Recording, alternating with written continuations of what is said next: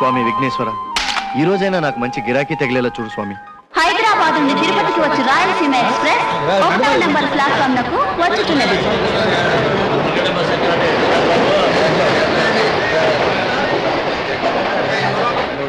Welcome to Tirupati. Sir, నా పేరు Raju, special guide cum taxi driver. ఎగువ తిరుపతికి టాక్సీ సర్వీస్. కొండ మీద కాటేజీలు బుక్ చేసి పెడతాను. రండి రండి. స్పెషల్ సేవలకు టికెట్లు కొంటాను.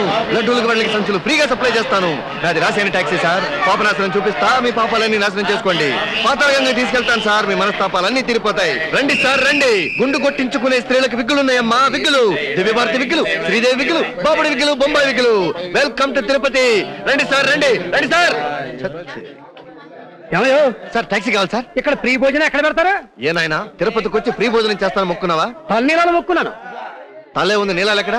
మొత్తం ఇస్తాను మొక్కున్నానండి. మధ్యలో ఆడు పీకేసింది. ఇంకా ఆలస్యం చేసి ఇవి కూడా ఉండవని వచ్చేసానండి. త్వరగా వెళ్ళు, లేకపోతే అవి కూడా కోతులు పీకేస్తాయి. అయితే ఫ్రీ భోజనం కొండ మీదేనా?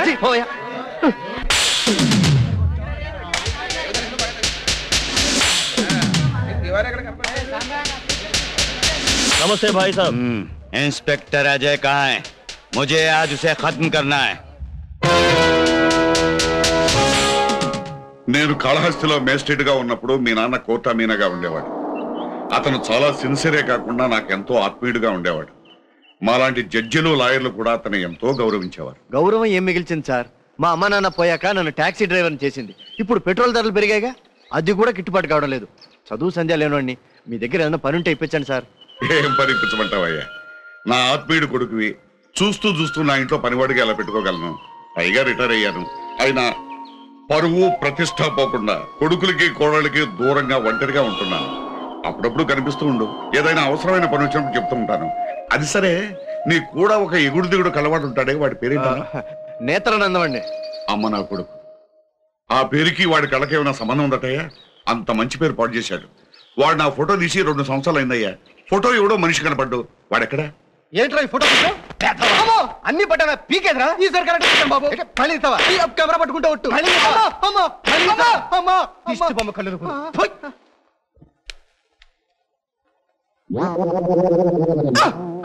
ఇంకా నేను కెమెరా మీద చూసుకోవట్లేదు. వాడు కనిపిస్తే నా ఫోటో ఇవ్వమని చెప్పు. అలాగే. ఈ ముసలాడు ఇక్కడికి వచ్చాడు బాబు. వస్తాను సార్.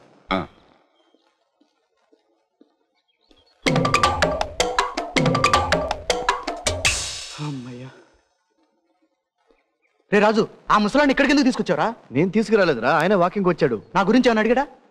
ఏదో అడిగినట్టున్నాడే. నువ్వేమైనా చెప్పావా? చెప్పు దెబ్బలు తినే వెధవొకడితో కలిసి ఉంటున్నానని చెప్పాను. అంతే కదా? అయితే ఏం పర్లేదు. 2 ఏళ్లుగా నా గురించి తిరుగుతున్నాడు రా బాబు. దొరికానా అంతే. ఏదైనా కోర్టు కేసులో బోనెక్కావా? లేదురా, ఆయన సన్మానంలో ఒక స్టిల్ తీశాను. ఏమీ పడుండదు. అన్ని పడ్డాయి, తాలు తప్ప. చెయ్యి డబ్బా కెమెరా నువ్వును. ఒరే, నువ్వు కింద తిరుపతి బస్ స్టాండ్ లో స్టిల్ తీస్తే పై తిరుపతి కళ్యాణ కట్లో గుండ్లు పడతాయిరా. వెధవ కళ్ళు, వెధవ కెమెరా. రేయ్, నన్నేమైనాను కానీ నా కెమెరానేమనుకో. ఈ కెమెరాతో తిరుపతిలో ఎన్ని లక్షల మంది యాత్రికుల ఫోటోలు తీశాను, పడలేదు. అది వాళ్ళ దురదృష్టం. ఎప్పటికైనా సరే మనిషి అన్ని అవయవాలు పడేలా ఒక్క ఫోటో తీయాలి. అదే నా జీవితాశయం. చనిపోయిన అత్తయ్య గారి పుట్టినరోజు వంకతోనైనా ఈ ఇంటికొచ్చి మిమ్మల్ని చూడగలిగాం. అవునన్న, తిరుపతిలో నువ్వు ఒక్కడవే ఉండటం దీనికి? మాతో పాటు బెదవాడలో ఉండొచ్చు కదా. ఎక్కడ ఉండాలన్నది కాదు, ఎక్కడ ప్రశాంతంగా ఉండాలన్నదే నాకు కావాల్సింది. ఏమండి, అత్తయ్య గారి ఫోటో మన ఇంట్లో లేదు కదండి? అవును, ఒక కాపీ తీయించి పెడితే బాగుంటుంది. చనిపోయిన తల్లిగారి ఫోటో ఇంట్లో లేదంటే బాగుండదు కదా. ఎవరికి బాగుండదు? మనక జనం అనుకుంటారు కదా నాన్న. జనం కోసం తప్ప నీ కోసం కాదన్నమాట. నా కోసం కూడా. నీ కోసం నువ్వు ఏది ధైర్యంగా చేసుకోలేవని నాకు ఎప్పుడో తెలుసు. మీ అమ్మే లేకపోతే నేను ఈనాడు జస్టిస్ అయ్యేవాడిని కాదు, ఈ హోదాకు వచ్చి ఉండేవాడిని కాదు. ఆ కృతజ్ఞతతోనే ఆ ఫోటో పెట్టుకున్నాను. మీరెవరో పెట్టుకునక్కర్లేదు. మరి నేను లా చదివింది కూడా అమ్మ పట్టదల వల్లే కదా నాన్న. నేను మాత్రం ఆవిడ ఎలా మర్చిపోగలను? మీ మాట ఏమో గానండి, మావయ్య గారికి మాత్రం అత్తయ్య అంటే ఎంత ప్రాణమో మనందరికీ తెలిసిన విషయమే. ఆహా, ఏమమ్మా రాజేశ్వరి, వెటకారమా? ఏం జరిగిందో నాకు తెలుసు. మీకు సమాధానం చెప్పాల్సిన అవసరం నాకు లేదు. మీకోసం ఏమీ చేయను, ఏమీ చేయకుండానే ఉండలేదు. మేము బయలుదేరుతానన్నా. అప్పుడేనా వచ్చారుగా, భోంచేసి వెళుతురుగానే. రాయ్ కుప్పస్వామి, ఎక్కడ చచ్చావురా? ఎక్కడే చచ్చేసావే? బట్టలు తొడడం అయిందా? అయిపోయింది సావే. ఏదో ఒక రోజు ఈ ముసలోని బండకేసి ఉతికెత్తే దైద్యం వదిలిపోద్ది. చొక్కా ఇస్త్రీ చేసావా? చేసేసావే. చొక్కా మడతలో నల్లతేలు పెట్టేస్తే తిక్క కుదురుద్ది బండనాయాలు. ఎందుకు అలా అరుస్తావు? నీ నోట్ల కారం కొట్ట. పక్క మీద బెడ్షీట్లు మార్చావా? మార్చేసావే, రోజు మార్చాలి. పక్కలో వచ్చి పోసుకుంటాడో ఏమో కంపులాయాలు. ఒళ్ళుంచి పని చేయరా? చేస్తున్నా సామే, నీకే వంగతింత పట్టేసుకొని. ఆ ప్లేట్లు పట్టారా? తెస్తున్నా సామే, ఈ చెప్పట్టుకెళ్ళి గుడి మెట్ల మీద ముష్టెత్తుకుంటాడేమో ముష్టినాయాలు. తొందరగా రారా? వస్తున్నా సామే. ఎన్నిసార్లు పిలవాలా నిన్ను? వచ్చేసేసామే. ఏమిటా ఇది? డైనింగ్ టేబుల్ అనుకున్నావా? మీరు అర్జెంట్ గా రమ్మన్నారు తెచ్చారండి. భోజనం రెడీయా? వండాలి సామి, మీరు ఇంకో 2 గంటలు ఉండాలి సామి. పోతారా? ఈ వంటవాడు ఒంటరి బ్రతుకు ఎందుకు మావయ్య గారు? మీరు మా దగ్గరికి రండి, పువ్వుల్లో పెట్టి చూసుకుంటాం. డబ్బున్న మామగాని కదమ్మా, పారిజాత పువ్వుల్లో పెట్టుకు చూసుకుంటారు. అయినా ఒకరు చూసుకుంటే బతికే బతుకు నాకు అక్కర్లేదు. నా నిర్ణయం మారదు.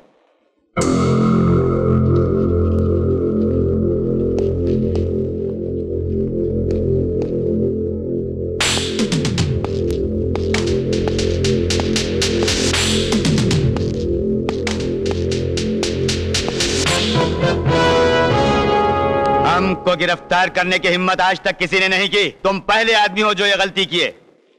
जब हम जेल जा रहा था तभी बोला था हम तुमको इस गलती की सजा जरूर देगा। मैं तुम जैसों से नहीं डरता, तुम क्या कर सकते हो वो मैं देखना चाहता हूँ। इसलिए हम जेल से बाहर आया है। आज के बाद तुम किसी को हथकड़ी नहीं लगा सकेगा। देखो साहब, इसने हमको हथकड़ी पहनाया, इसने हमको जेल भेजा, इसलिए काट दिया इसका दोनों हाथ। अब ये भीख मांगेगा साला। బరువులేవి మొయ్యొద్దు, వెన్నుపోటు ఎక్కువ అవుతుంది. అలాగే. మాత్రలు పంపిస్తాను. అలాగే. ఏనన్నా ఎస్టేట్ అకౌంట్లని మీకు చూపించాలని మేనేజర్తో అన్నట్ట, నిజమేనా? నిజమే. ఏ మా మీద నమ్మకం లేదా? బావ చాలా బాధపడుతున్నాడు. నీతో మొరపెట్టుకోవడానికి నువ్వే 7 కొండల వాడివా, ఆపద మొక్కుల వాడివా? మీ బావుకు తోడు దొంగవేగా. ఈ మాట ఆయనతో అనండి, మీ కుంటు కూతుని తిరిగి ఇంటికి పంపించేస్తాడు. పంపమనరా, నెత్తిన పెట్టుకు పోషించుకుంటాను. దాని కుంటితనానికి ఖరీదు కట్టి కొన్నాను రా అల్లుడిని. లోపాలు చూపించి నాకు టోపీలు వేయడానికి ప్రయత్నించకండి. మీ లోపాలు మీరు దిద్దుకుంటే చాలు. అలాగే దిద్దుకుంటాం, ఎవడి భాగాలు వాడికి పనిచేస్తే. భాగాల ఇది నీ తాత సొత్తు కాదురా పంపకాలు చేయడానికి. నా స్వాధ్యతం. నా ఇష్టం వచ్చిన వాళ్ళకి నా ఇష్టం వచ్చినప్పుడు ఇచ్చుకుంటాను. అడిగే హక్కు ఎవరికి లేదు. వెళ్ళు వెళ్ళు. చూసావా రాజు, నా చిన్న కొడుకు ఎంత మర్యాదస్తుడు. అంతే సార్, ఉన్నవాళ్ళుగా పుట్టారుగా, తిన్న కొద్దీ ఆకలే. అవును, నన్ను రమ్మన్నారట. అవునయ్య రాజు, కాస్త ఈ ఎలక్ట్రిసిటీ బిల్లు కట్టరా. ఇదిగో ఈ శవంగాన్ని పంపించామనుకో, ఆ వంకతో 3 రోజులు వంట చేయకుండా నా చేత 3 లంకనాలు చేయిస్తాడు. ఊరుకోండి, లంకలు ఇల్లు కట్టారు, ఆ ఇంటి నిండా గదులే, ఆ గదుల నిండా మీ తాతల నాటి సామాన్లు. నేను ఒక్కడిని సరదాలి, ఈ ఇంటికి గుమ్ముడు బండిలాగా వచ్చాను, బొగ్గల పురుగులాగా అయిపోయాను. తిండి తక్కువ తింటున్నావా? నాకు తోడుగా ఓ పని మనిషిని చూస్తే సరే సరే, లేకపోతే ఈ శవంగాడు దహనం అయిపోతాడు, తర్వాత మీ ఇష్టం. ఇదిగో రాజు, మంచి పనివాడిని ఒకటి చూడవయ్యా. వీడిని దహనం చేయించి వాడిని పెడతాను పనిలో. అందుకే ఎట్ట తయారయ్యాడు మనిషి. ఊరికే పోద్దా నా బోటోళ్ళు ఉసురు. కొడుకు చూసారా ఎంత స్పీడు? ఇంట్లో ఆడవాళ్ళు ఇంకా స్పీడు. క్లబ్లో సీట్లు ఆడతారు, జబ్బల దాకా జాకెట్లు వేస్తారు. ఒకలా తల్లి వంటింట్లోకి రాదు. అన్నం ఉడుకుద్దో తెలీదు, ఎప్పుడు ఎగుద్దో తెలీదు. అందుకే ఈయన గారు నా ఎంట పడతాడు. నా చేతి వంట బాగా తింటాడు, నన్ను తింటున్నాడు. నోర్మయ్, అన్నం తినే ఇంటిని బజార్ నీకు ఇప్పుడు తినే ఆ కూడు కూడా దొరకదు. ఓహో, ఈయన కూడా ఆ పార్టీగా. ₹1 కోటి లాటరీ తగులుతుందని మన జాతకంలో ఉంది. అప్పుడు చెప్తా మీ అందరి పని.